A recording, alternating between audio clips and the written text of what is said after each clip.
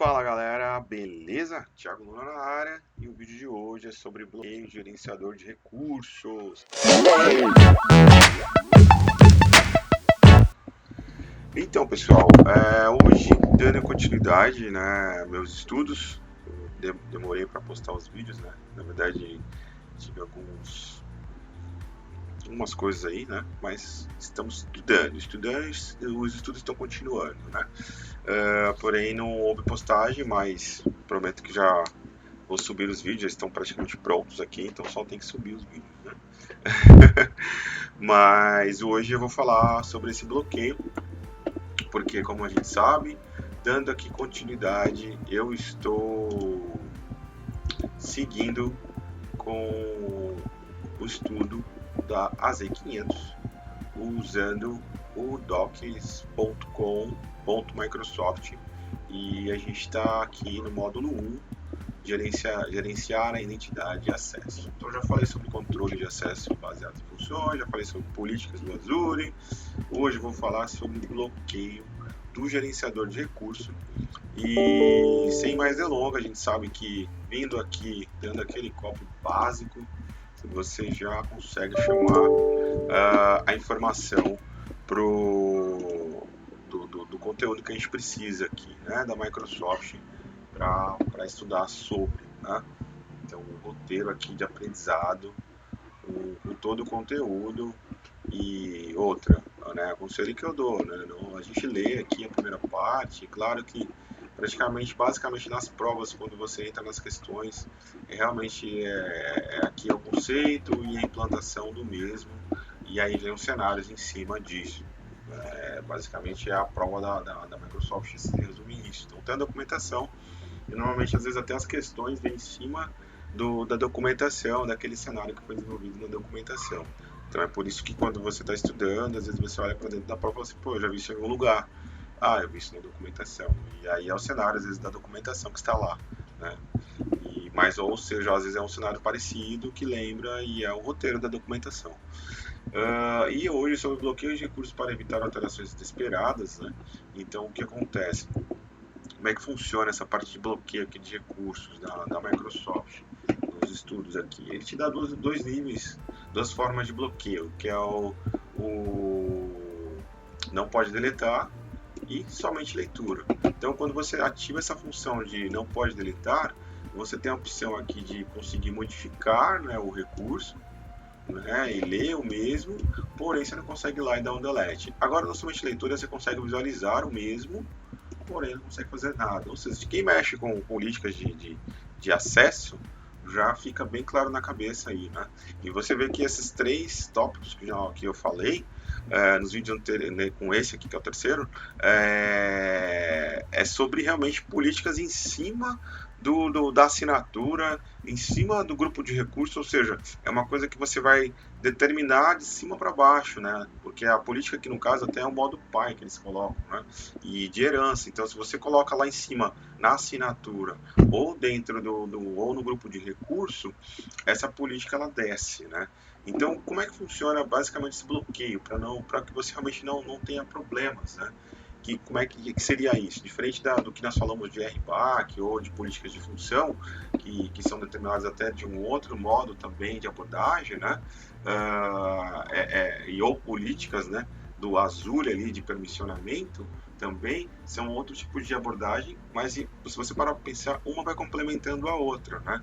Então, a política de função, então em cima dos usuários, o policies, né, que você consegue determinar um meio também de proteção e também de determinar ali o que pode ser feito, né, por exemplo, na parte de SKU, que eu falei no vídeo anterior, eu tenho uma política lá que determina o tamanho de uma SKU de uma máquina virtual. Então só pode ser instalado uma máquina X. E já nesse caso aqui, é uma outra política que você também determina que as pessoas conseguem ter a gestão, porém, em volta você não consegue deletar. Então, tipo assim, você tem uma máquina virtual, um banco de dados, por exemplo, lá, você tem um serviço de banco de dados, e você consegue fazer a gestão do banco, deletar até numa tabela, por exemplo, né, ter uma gestão na tabela do banco de dados, mas o serviço do banco de dados você não consegue chegar lá e dar um delete.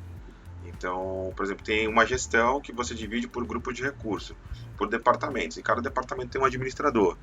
Então, um administrador que vai até acessar aquele grupo de recurso, ele consegue ter uma visão, por exemplo, de somente leitura, né, dentro daquele grupo de recurso, e ele consegue também ter uma interação para delete do mesmo. Né? Então, é algo que realmente é bem para nível de administração. No caso de gestão ali, se caso tem 2, 3, 4 administradores, você consegue de uma forma mais tranquila saber que o cara vai fazer vai ter uma intervenção dentro, mas externa de delete, deletar aquele recurso já não acontece. Então é bem bacana você ter essa política também ativa. Né? Então na documentação da Microsoft aqui, falando sobre isso, né? E aí você consegue ativar também esse bloqueio dentro do portal, né? E tem nos níveis aí do grupo de recursos ou em cima da assinatura, e também tem a forma de você fazer isso via linha de comando, JSON, né? PowerShell ou CLI. E, então é bom que também aqui já tem como é feito o processo, e é bom vocês também estudar como é que é feita a aplicação desse bloqueio por linha de comando, porque como eu havia dito, às vezes a Microsoft não abre isso aqui, ou às vezes ela abre aqui uma pergunta, configurar bloqueio de somente leitura. Qual que é o caminho? Aí tá na pergunta, lá aparece aqui e aparece esse desenho lá na questão que abre lá. E aí você tem que ir marcando qual que é o processo para fazer esse bloqueio. Mas aí às vezes ela não está aqui no portal e ela vem e abre isso aqui. Via comando JSON, como é que eu crio um bloqueio sobre um grupo de recursos ou sobre assinatura. E aí você entra e olha e tem que marcar as opções que estão faltando aqui nos parâmetros nesse comando. Tá? Então a gente entende isso e aí a gente tem que aplicar isso dentro do portal. Normalmente estou aplicando já via o portal mesmo, não estou indo para a linha de comando. E seria o seguinte, por exemplo, eu quero aplicar aqui um comando. Então eu venho em grupo de recurso, um bloqueio. Dentro do grupo escolho o grupo de recurso, por exemplo, eu quero um aqui, eu tenho vários, né? Então, sei lá, pego aqui como é um ambiente de teste, eu posso escolher qualquer um, mas aí no caso da sua empresa você escolhe realmente o certo, o que precisa. Vai no botão bloqueios, adicionar um bloqueio, então você coloca o nome dele lá, sei lá, bloqueio alguma teste, alguma coisa, e tem os níveis, somente leitura ou excluir. Deu excluir, coloca uma observação e aqui está um bloqueio que foi aplicado sobre o grupo.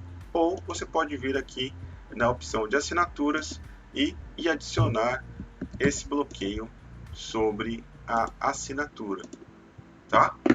Então fica aqui determinado bloqueio. Você viu que aqui já apareceu, eu já tinha feito esses testes antes, né? E seria esse o conteúdo, né? Então você consegue basicamente bloqueio de gerenciamento de recursos seria feito assim. Né? Então, o que eu sugiro aqui, a dica que eu dou, pega o documento, dê uma lida mais a fundo, entre nos links, você pode ver que os meus links estão lidos, né, para poder você realmente ter uma dúvida de algum assunto que você não domina, né? Então, entra no link, como é que faz para excluir automaticamente, também que tem todos os links aqui, que se você não domina o assunto, no documento está bem realmente com bastante informação, né? Então esse é o vídeo de hoje e não perca que o próximo vídeo eu vou falar aqui sobre MFA, Access Conditional e proteção de identidade, que é o próximo laboratório. E depois gerenciamento de identidade e implementação. E aí a gente segue para o módulo 2. Né? Então essa semana esses 3 vídeos estarão disponíveis aí nas minhas redes sociais. E é isso, galera. E muito obrigado aí. Dúvidas, sugestões ou complemento dessa informação, pode entrar nas mídias aí, nas minhas redes sociais, comentar à vontade, sem problema nenhum. E até o próximo vídeo. Falou!